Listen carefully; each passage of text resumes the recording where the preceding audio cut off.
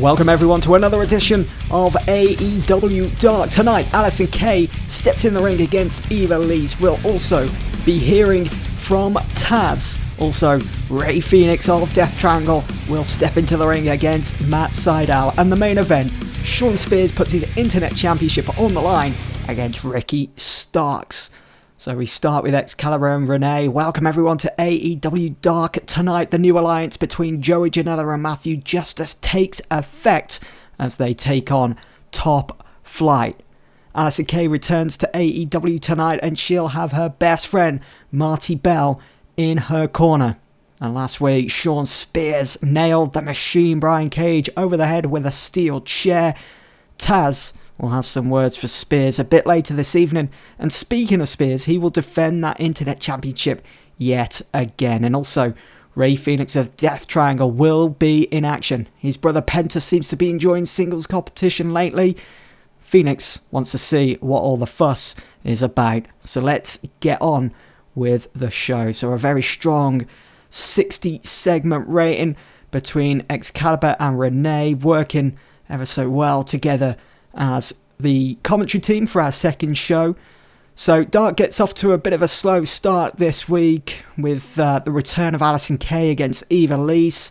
Alison Kay picks up the win, defeating Eva Lise within 8 minutes 23 after submission with a modified go-go platter after distraction from Marty Bell. So we're going to be seeing the return of the team of Alison Kay and Marty Bell. We're going to be persevering with that. Or are we? Because after the match, Alison Kay and Marty Bell raise each other's hands after the match. Two best friends back in AEW. They hug as Marty tries pulling away. Alison holds on to her, then hits her with a clothesline, then lifts her up for an AK-47.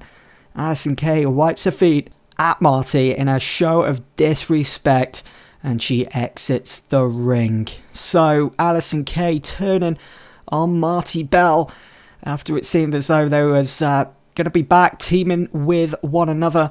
And this could all lead to a potential match, a final showdown between these two. Definitely want to persevere with Alison Kay here in AEW. As we roll into our next segment, it's Taz, he's backstage, and he goes on to say, "It sickens me the way we of Team Taz have been treated this past month. And to top it all off, you have Shawn Spears running around swinging steel chairs. The man is a liability to not just AEW as a company, but to its employees. I hope you're watching, Tony Khan. I hope you make a decision soon on Spears' actions.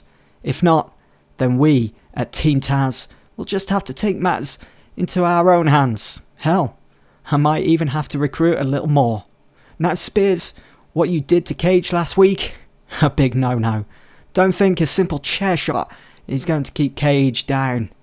You best watch your back tonight because Ricky Starks is out for your blood." As Taz walks off, of course, Ricky Starks, a part of Team Taz, wants to exact a bit of revenge for his teammate in Brian Cage, getting nailed over the head with the steel cage last week. As we roll into our next match, so Janela Justice, we saw a bit of a formation between Joey Janela and Matthew Justice last week, and they are successful in their first match, teaming together against Top Flight.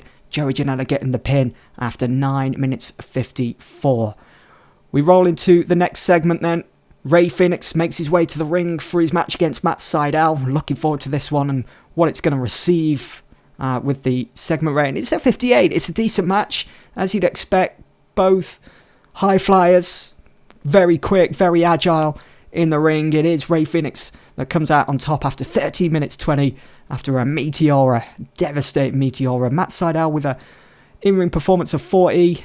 Phoenix with a 60. After that, Shawn Spears makes his entrance ahead of the Dark main event. Ricky Starks already in the ring. As Spears takes off his belt, walking through the crowd is Mance Warner carrying a beer cooler. He takes a seat front row, opens the cooler and pulls out a few cans. He hands one or two to members of the crowd. Spears doesn't notice him as the match gets underway. So Mance Warner is all elite. He is finally here in AEW. If you're a fan of MLW, you'll know all about Mance Warner.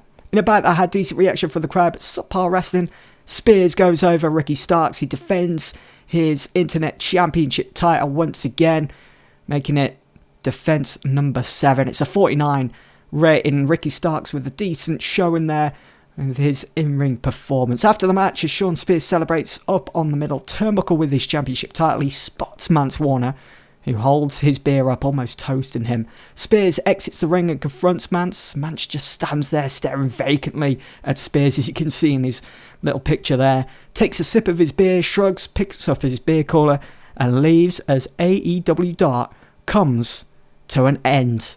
So we're slowly but surely transitioning that Internet Championship title into the Hardcore title, and who better than maybe putting it on someone like Mance Warner. We get a 55 rating for this episode of Dark. We're starting to get very consistent with these shows, and hopefully they're only going to get better as the weeks come. But that's going to be it for this episode of Dark. I hope you guys have enjoyed, and I will see you all soon for the next episode of Dynamite.